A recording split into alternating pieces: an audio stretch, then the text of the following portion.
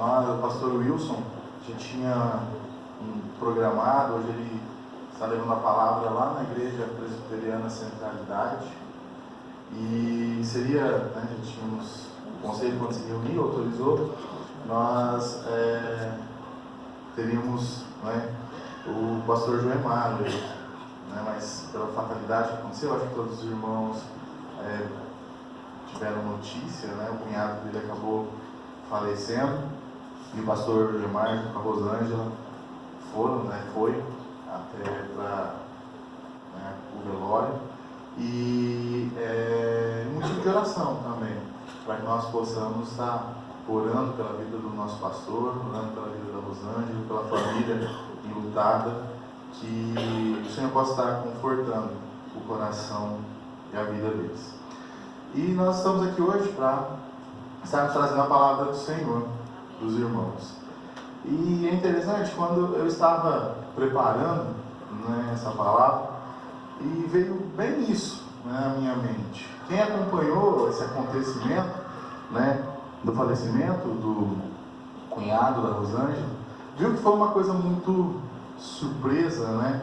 Ele não estava passando por nenhuma enfermidade, não estava doente, pelo menos que nós tínhamos conhecimento, e, né, nessa fatalidade aconteceu, né, do falecimento. E isso trouxe à minha mente essa questão de quanto a nossa vida é breve aqui, o quanto que nós, como a palavra de Deus mesmo diz, nós somos como a neblina, que de manhã ela se apresenta, mas pouco tempo depois ela se dissipa, some em pouco tempo.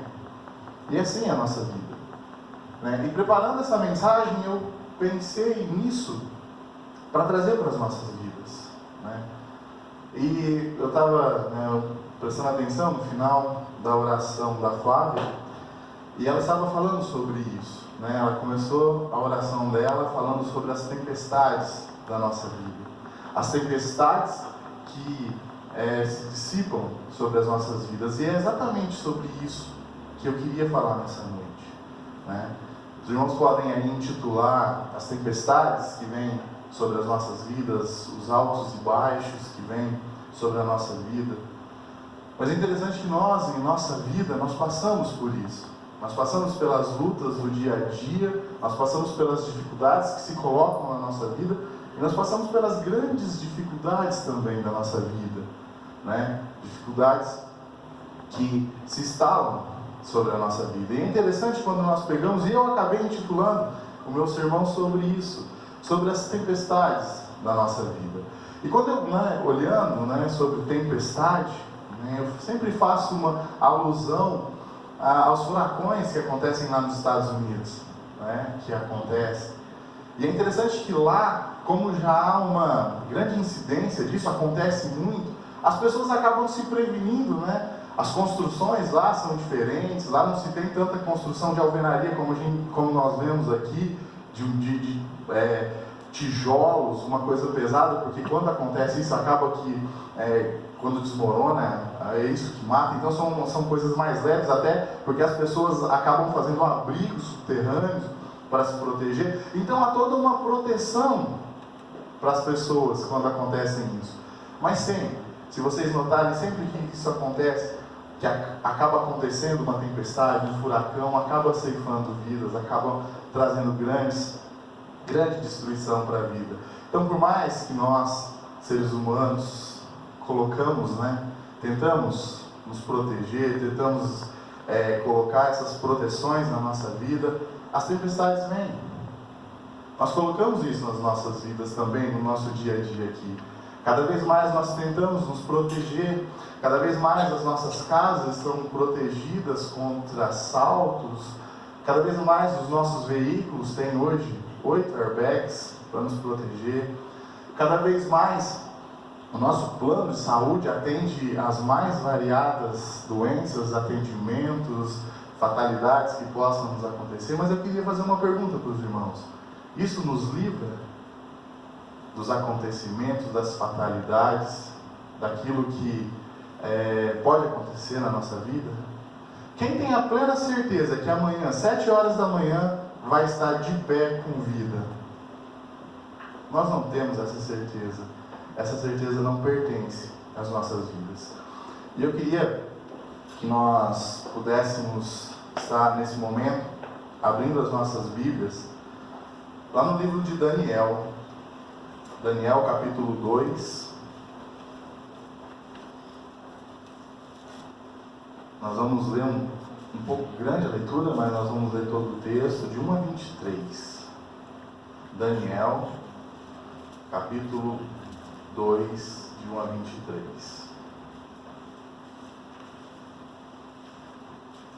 Deixem a Bíblia de vocês aberta nesse texto. Interessante que a nossa vida é feita de altos e baixos.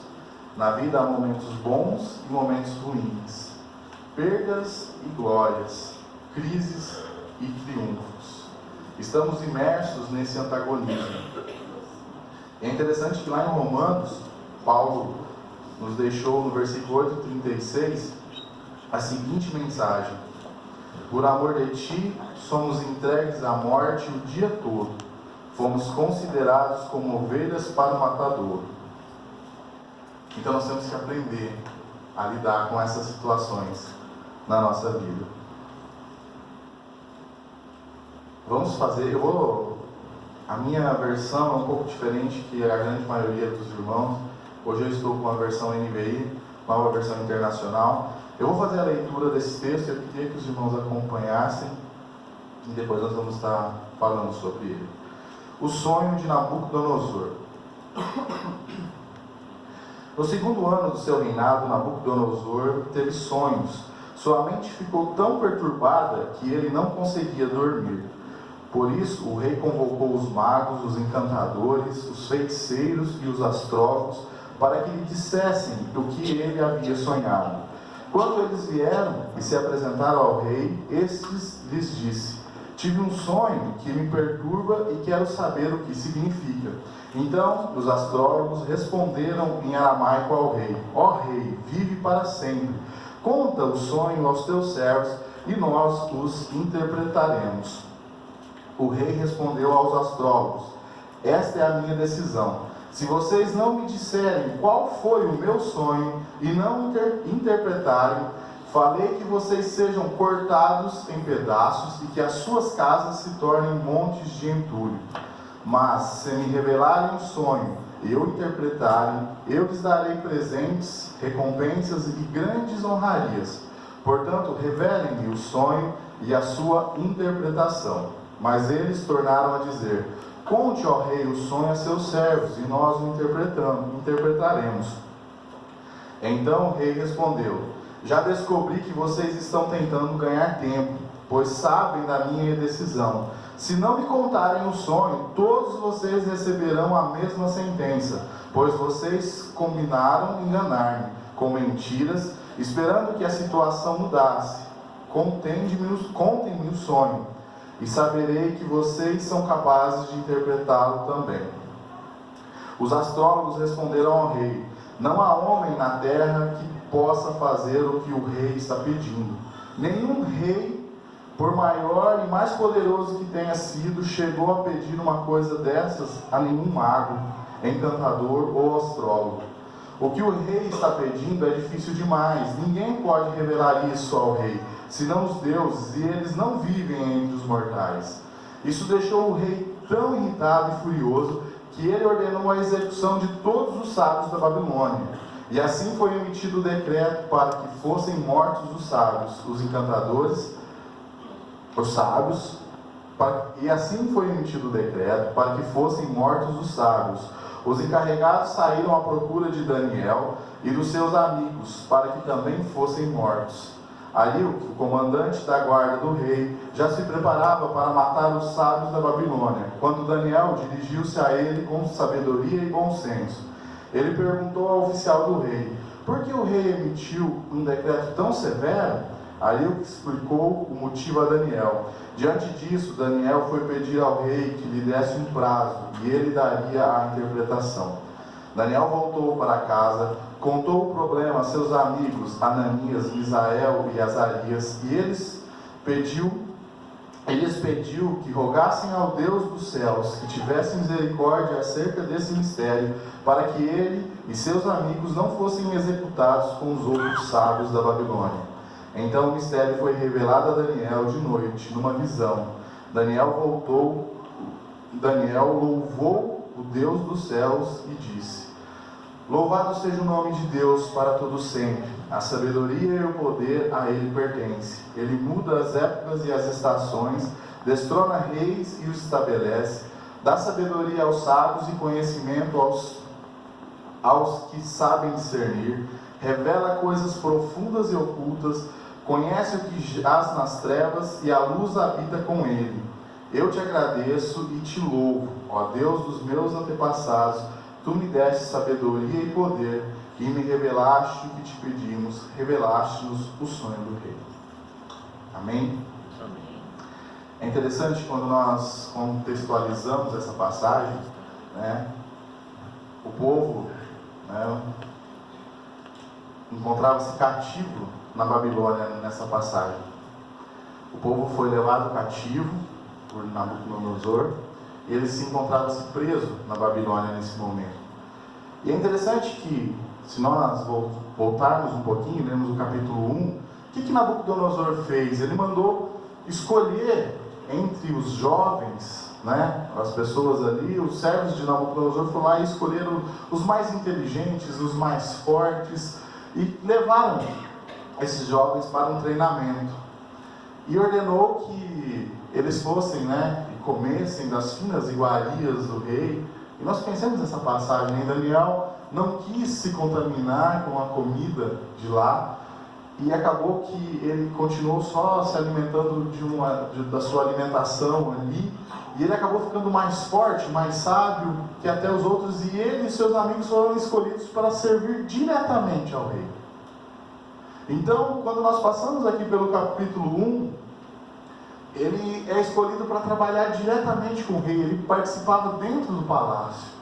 E aí começa a narrar o capítulo 2, e Nabucodonosor é um rei meio doido, né? Tanto é que, se nós continuarmos a leitura, no final do livro, né, nós vemos o final, como acabou Nabucodonosor.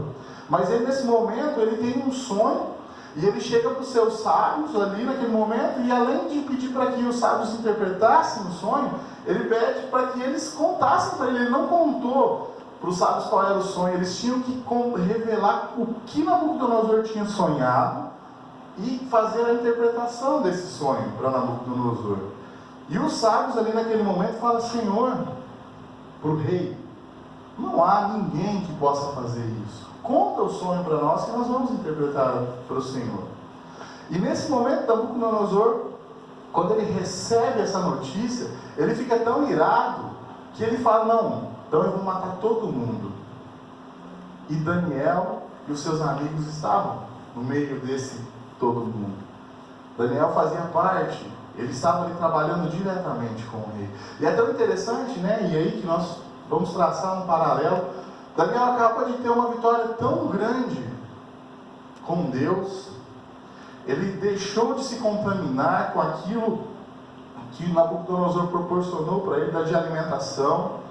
Ele era um dos mais sábios, e não vou colocar o mais sábio deles ali.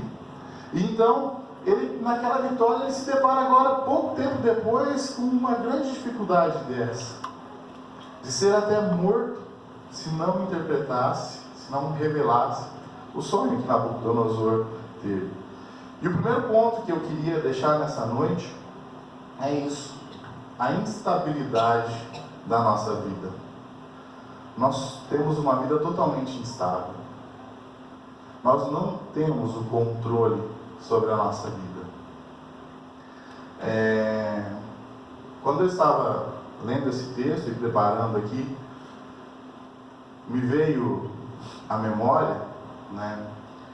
Eu já contei isso para os irmãos lá na Peniel, né? Mas trago essa ilustração. No começo de 2016, 2015, né? 2015, o Eduardo, nosso filho, estava lá em Japorã, lá onde eu morava. Eu e a Gera morava antes de nós estarmos nos mudarmos para Ibiraci. E ele foi lá para passar férias, né? E nós estávamos aqui. E o Eduardo, ele estava brincando na areia e ele pegou um bichinho de areia, né? Esse bichinho geográfico que eles falam. Só que junto com esse bichinho entrou uma bactéria na mão dele, e a mão dele ficou muito inchada. E aí no domingo, nós ligamos para ele, estava até ao ponto para mim pegar o carro, para ir lá buscar ele, é 420 quilômetros de Ibiraci até Indiaporã. Mas naquele momento, o irmão do meu cunhado estava vindo para Ribeirão, ele, a mãe dele. E aí o meu cunhado falou assim, não, meu irmão está indo para Ribeirão, eu peço para ele levar o Eduardo, você busca ele lá em Ribeirão. Eu falei, então tá bom. E a gente veio aqui para Franca, foi dando o horário mais ou menos que tinha, que era o horário, a gente pegou o carro e pegamos a rodovia e fomos para Ribeirão. A hora que nós começamos, que você começa a descer a rodovia, que eu me lembro muito disso, eu comecei a ver Ribeirão assim, o meu telefone tocou. E aí meu cunhado falou assim, Fabiano, onde você está? Eu falei, estou chegando em Ribeirão. Ele falou assim, olha, o meu irmão bateu com o carro. Mas foi muito tranquilo, parece que só bateu, que o carro rodou na frente dele e está tudo normal. E aí eu falei para a Gera, né? Estava eu, a Gera na frente, a Natália e a nossa sobrinha atrás. E aí você imagina, né? Mãe e nós no carro. E aí nós continuamos e fomos. E aí eu falei, mas onde? Aí o telefone caiu, eu parei no acostamento, liguei e falei, mas onde foi o acidente? Ele falou assim, eu acho que foi aqui em Severinha. Mas ele foi levado para uma cidade já próxima. E aí eu não sabia onde era, porque não conhecia a rodovia. Peguei a pista e começamos a andar. O telefone tocou de novo, ele pegou e falou assim, ele já não está mais em Severinha. Aí ele foi levado para uma outra cidade. Aí eu falei, meu Deus. E continuamos, o telefone tocou de novo. Ele falou assim, ele está indo para Bebedouro. E aí a Gera pegou e ligou pro irmão do meu cunhado. E ele não conseguiu nem explicar o que estava acontecendo. E aí nós tivemos a compreensão da gravidade do fato, né? E fomos, né? Para os irmãos entenderem, ele foi transferido para Bebedouro. Morreu 3 pessoas no acidente. No carro que o Eduardo estava, a mãe do meu cunhado morreu na frente. Mas por que eu estou falando isso? Quando nós estávamos dentro do carro, Deus falou para mim dessa forma. E eu tive a nítida interpretação disso. Que eu naquele momento eu não poderia fazer nada. Nada. Porque eu sempre tive na minha mente que eu sempre controlei tudo na minha vida. Eu sempre disse, eu estudo, eu passo no concurso, eu controlo onde eu vou morar, eu sempre tive essa falsa impressão que eu tinha um controle sobre a minha vida. E naquele momento, não tinha ninguém com o Eduardo. Ele foi colocado nem na ambulância não foi, porque foi um desespero tão grande, o acidente foi tão grande, que aí ele mordeu a língua e ele sangrava muito pela boca, e o policial parou um carro desesperado na rodovia e falou, leva esse menino que ele está morrendo. E aí o moço pôs o Eduardo no carro e saiu, e a gente não sabia de nada que estava acontecendo. E aí veio e levaram para um hospital, e aí transferiram, colocaram numa ambulância, e isso tudo acontecendo, e nós não sabíamos do nosso plano de saúde, que ele ia ser levado, quem estava transportando, quem estava levando. A tempestade se abalou de uma forma tão grande naquele dia sobre as nossas vidas, que nós não tínhamos controle de nada. Mas Deus tinha o controle de todas as coisas. Amém. E a única coisa que nós fizemos dentro do carro foi orar. E quando nós conseguimos localizar, e é tão interessante, né, que Deus provê todas as coisas, aí a gente descobriu que ele tinha ido para Bebedouro. Eu nunca tinha entrado dentro do Bebedouro dirigindo. E aí eu vi uma ambulância, comecei a seguir essa ambulância foi para a Santa Casa. A hora que abriu a porta, estava a mãe do meu cunhado. E eles tinham deixado o Eduardo já em outro hospital. E aí o cara falou, não, é assim, assim. Eu falei, gente, mas eu não conheço isso aqui. Aí eu fui assim, né? Parei um cara no carro, ele pegou e falou assim pra mim. Falei, cara, me leva no hospital da Unimed, eu tinha ficado no hospital da Unimed, me leva no hospital da Unimed que eu não conheço, meu filho sofreu um acidente. Ele falou assim pra mim, eu vou passar ali na minha igreja, que eu vou deixar os irmãos que eu estou levando e vou te levar lá na igreja, lá no hospital. Até a pessoa que me levou lá no hospital, me guiando na cidade de Deus, tinha preparado. Mas eu estou falando isso para os irmãos hoje, para isso. A nossa vida é totalmente instável. Nós não temos o controle sobre a nossa vida. Nós podemos até achar que nós temos o controle sobre a nossa vida, mas nós não a temos. Daniel, nesse momento, ele tinha sido levado escravo.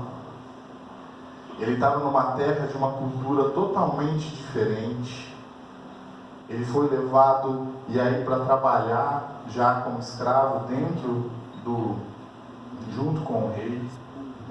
Tudo fugia ao controle de Daniel.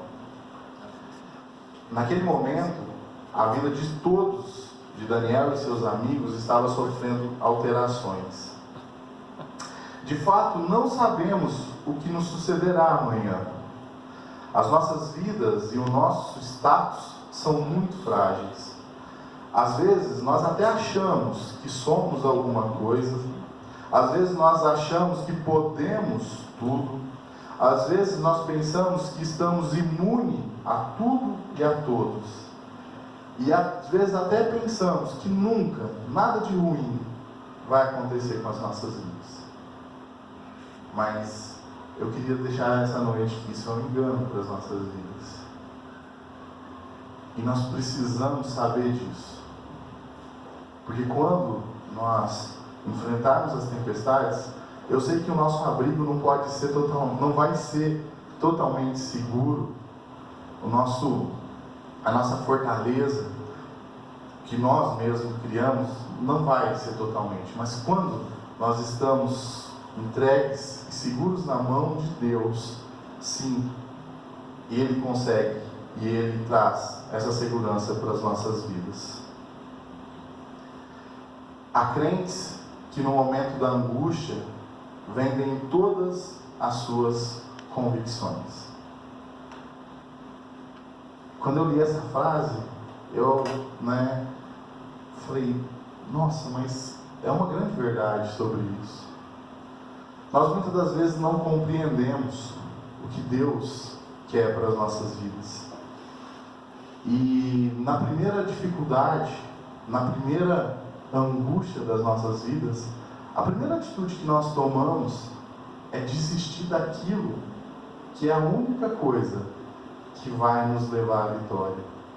É interessante se nós analisarmos e olharmos para a vida de Daniel, como eu voltando a repetir, ele tinha tudo para desistir. Ele tinha sido levado escravo. Ele estava ali vivendo num local que ele não conhecia, com pessoas que ele não conhecia. Ele tinha tudo para desistir. Mas muito pelo contrário, ele continuou. E aí, ele entrou no segundo ponto. Que no momento das crises, nós temos que continuar buscando a Deus. Com a recusa e impossibilidade dos sábios revelarem seu sonho, Nabucodonosor ficou enfurecido. Nabucodonosor acusou os sábios de esperteza, de conspiração e determinou a sua dizimação. E entre eles achavam-se Daniel e seus amigos. Se o decreto do rei Nabucodonosor fosse realizado, significaria o fim do remanescente fiel.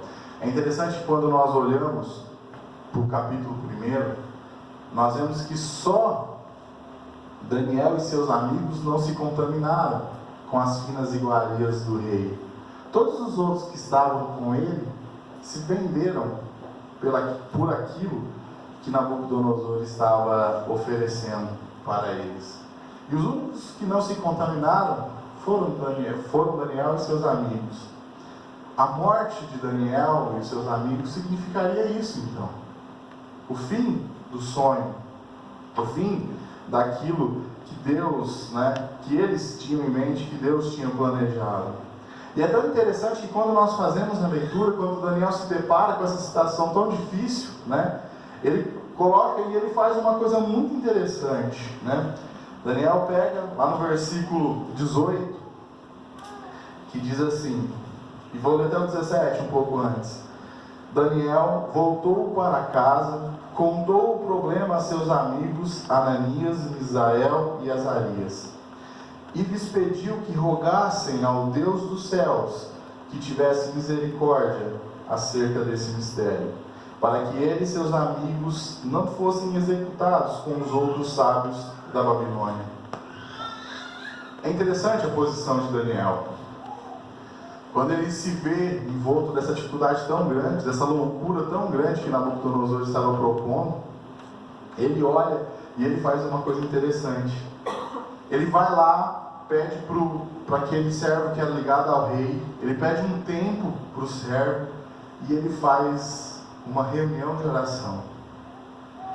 Ele chama os seus amigos a orar e pede para que os seus amigos rogassem a Deus, pedindo para que Deus pudesse mostrar para eles qual era o sonho que Nabucodonosor tinha tido. É interessante que quando nós estamos nas grandes dificuldades na nossa vida, parece que nós fazemos de tudo, Nós buscamos todos os caminhos, nós tentamos todas as soluções, menos colocar primeiro diante de Deus as nossas petições. É interessante quando a gente vamos trazer aqui para um caso de saúde, quando acontece, nós somos acometidos por alguma situação de saúde na nossa família. A primeira coisa é pesquisar quais são os melhores médicos. A primeira coisa que vem na nossa mente é buscar qual é o melhor hospital, Gera sempre quando nós vamos fazer, ela faz o tratamento dela, o acompanhamento dela, ela sempre brinca comigo assim, eu não confio naqueles equipamentos lá da Santa Casa de Imagem, Aí a gente sempre tem que buscar para fazer. E é interessante que quando a gente coloca isso, nós nunca buscamos a Deus em primeiro lugar. Não que nós tenhamos que deixar as outras coisas de lado, não que nós tenhamos que deixar buscar as outras coisas, não.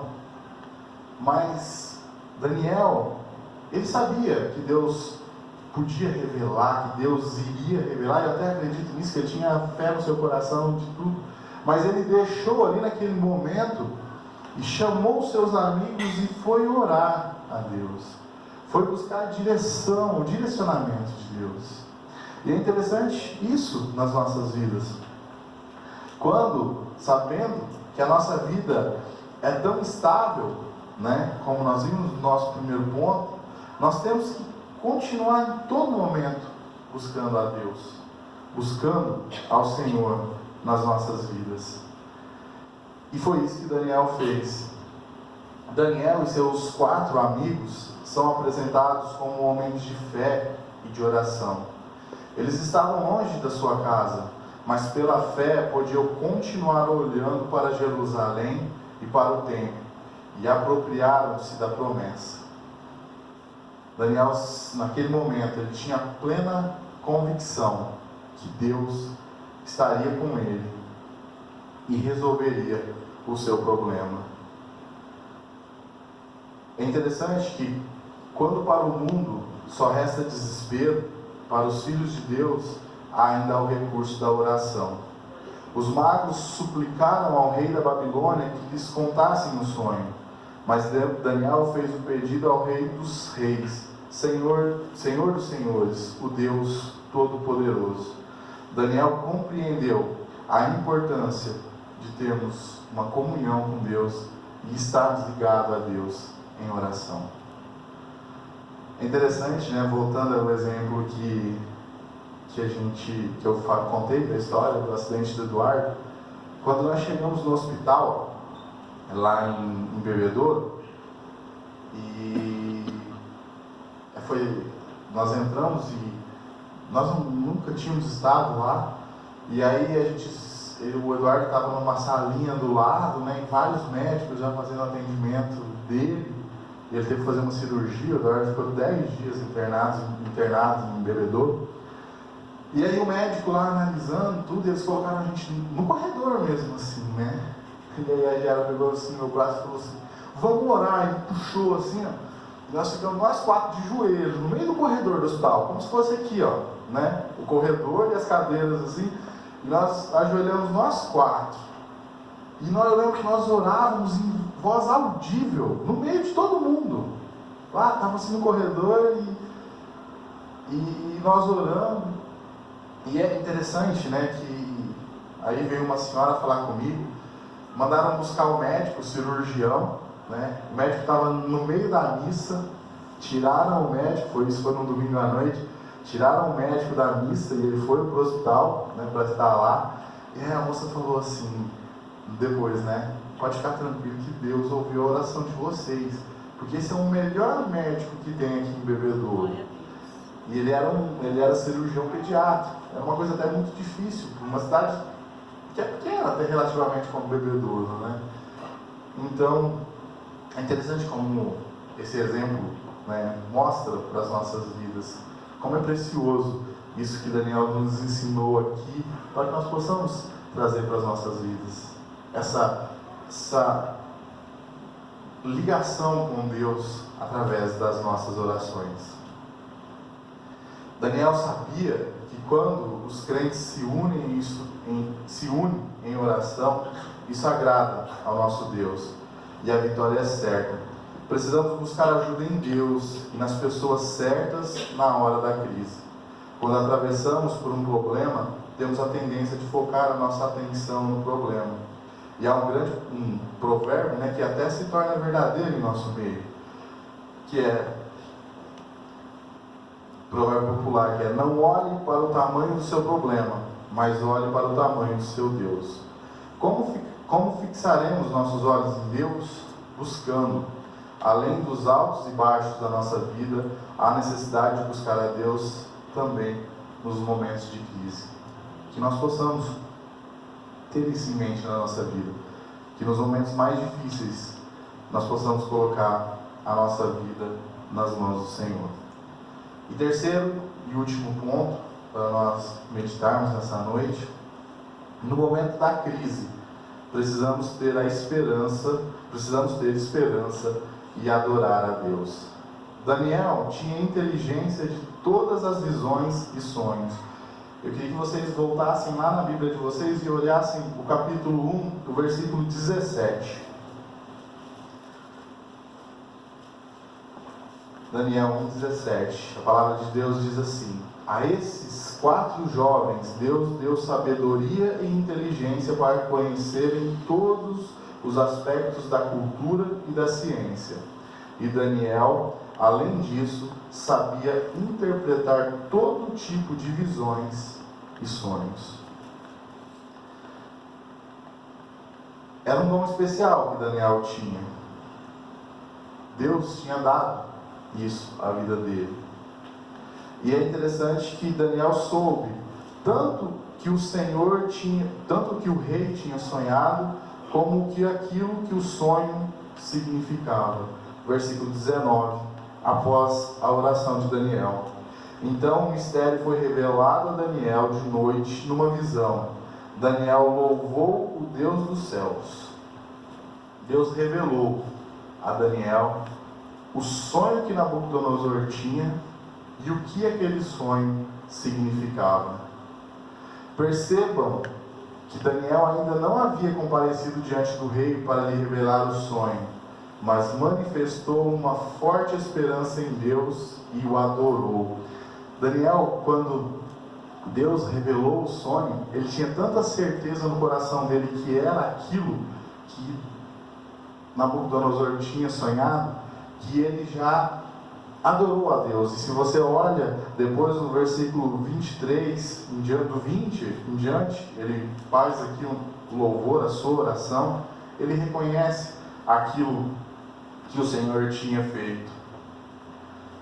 Daniel bendize ao Senhor do céu. Disse Daniel, no início do texto, lá no versículo 20.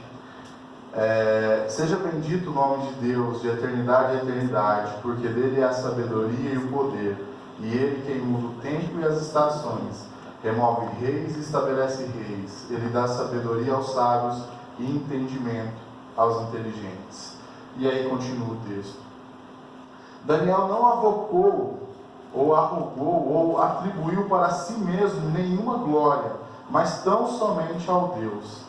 Em outras palavras, em meio à dor, desespero, angústia, luto e desesperança de um terrível e sofrível cativeiro, Daniel afirmou que o seu Redentor estava mais vivo do que nunca.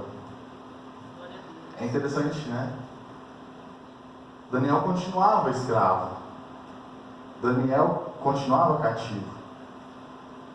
Mas mais uma vez, em meio à grande luta, na situação de poder ser morto, Deus revelou o sonho, e Deus ali, e Daniel ali de joelhos, agradece aquilo que Deus tinha feito na sua vida. E é interessante isso, né? Porque quando nós continuamos a analisar, nós precisamos dessa esperança e dessa adoração. Quando nós olhamos lá para o que o apóstolo Paulo escreveu lá em 1 Tessalonicenses 5,18, ele diz: não agradecemos pela dor, mas agradecemos na dor. Quando damos graças, reconhecemos a providência desse maravilhoso Deus para conosco. Quando damos graças, manifestamos gratidão e o nosso completo desmerecimento em relação às bênçãos que recebemos do nosso Deus. Quando nós olhamos para esse texto, né, de 1 Tessalonicenses, e ele nos traz isso, que nós não agradecemos pela dor que nós estamos sofrendo, mas o nosso agradecimento é dentro, é na dor. E é isso que nos faz, essa é a diferença das nossas vidas em servirmos a Deus. É sabermos que nós temos Deus nas nossas vidas. É sabermos que esse é o grande diferencial nas nossas vidas. Que nós possamos, em meio às grandes dificuldades das nossas vidas, nos lembrar disso. Primeiro, lembrarmos que nós vamos passar. Se não hoje, amanhã. Se não amanhã, depois de amanhã. Ou se não, já estamos passando por essa grande dificuldade na nossa vida. Que nós possamos nos lembrar de que, passando por essas dificuldades, nós possamos buscar a Deus dentro das grandes dificuldades, e que, passando pelas lutas, pelas tempestades das nossas vidas, nós possamos ter esperança e adorar a Deus. Nós temos um desafio. Meus irmãos, com a ajuda de Deus, compreenderemos que a nossa vida é constituída de altos e baixos. Hoje estamos muito bem, mas o amanhã não nos pertence. Precisamos cada vez mais nos apegar às gloriosas verdades da palavra de Deus. Precisamos nos apegar mais firmemente no Deus da palavra. E que Deus nos ajude a gozarmos de uma esperança, adoração e consagração para as nossas vidas. Para encerrar,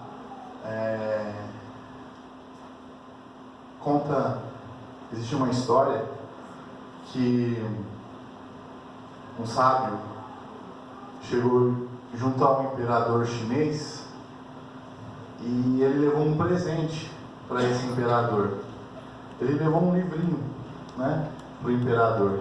E ele falou para ele assim: ó, eu te presentei com esse livro, ele só tem 2 páginas, mas ele é para ser usado da seguinte forma: quando você estiver passando, você tiver a certeza no seu coração que esse for o momento mais difícil da sua vida, o momento, a turbulência maior que você estiver passando pela sua vida, abre e lê a página que fala sobre as dificuldades da vida.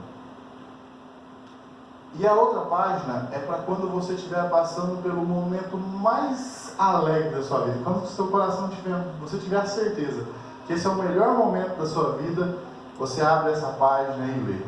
E o imperador guardou esse livro e ficou. E aconteceu que o país foi assolado por uma grande guerra, e esse imperador viu quase que destruído o país, viu seu filho morto em meio à guerra, liderando o exército, e ele teve a certeza no seu coração que aquele era o momento mais difícil da sua vida que ele estava passando. E ele se lembrou do livrinho que o sábio tinha dado para ele, e ele abriu e falou: eu acho que é o momento de eu ler a página.